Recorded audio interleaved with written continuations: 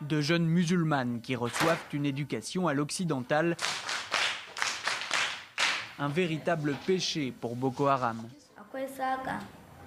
Nous sommes à l'école primaire Souleymane Lawal Tanko Memorial, une école laïque comme dans la plupart des établissements publics. Dans ces rencontres hebdomadaires réservées aux filles de 11 à 14 ans, les élèves abordent leurs problèmes personnels, leurs objectifs professionnels. Nous parlons d'estime de soi, de compétences professionnelles, mais aussi du sida ou de comment s'habiller et comment s'exprimer en public avec assurance. Une assurance qui doit s'entendre.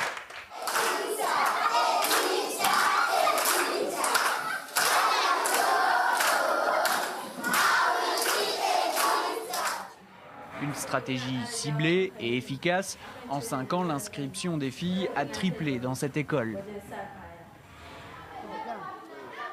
Adjara Aboubakar, 14 ans, souhaite que les autres filles aient la même chance qu'elle. Dans mon ancienne école, beaucoup de filles n'allaient en cours qu'1 ou 2 fois par semaine. Parfois, je leur disais « C'est important l'école, pourquoi vous séchez ?» Et je n'avais pas de réponse et ça m'énervait. Quant aux parents qui n'envoient pas leurs enfants à l'école, voilà ce qu'elle leur dit. Ils doivent le faire dès le début. C'est grâce à l'éducation que les enfants deviendront médecins ou infirmières.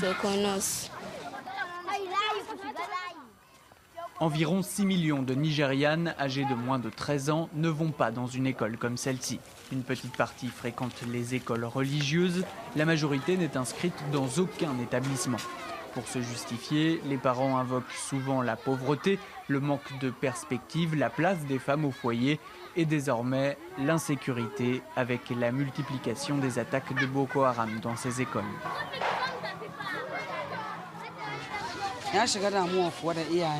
Bien sûr que les parents sont inquiets. Ils nous disent « Regardez ce que Boko Haram a fait. Ils kidnappent et tuent des enfants à l'école. » Nous leur disons de rester calmes et nous les encourageons à continuer à envoyer leurs enfants à l'école. Qu'est-ce qu'on peut faire d'autre?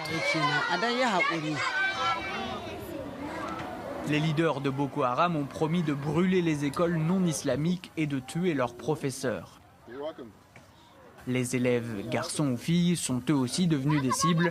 Un coup dur supplémentaire pour les militants de l'éducation pour tous, comme Kato Adams Almadou, même si l'homme ne s'avoue pas vaincu.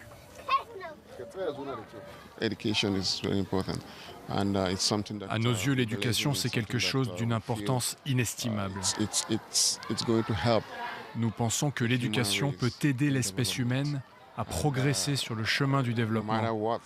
Alors peu importe ce que prêchent ces gens, leurs menaces ne nous décourageront pas.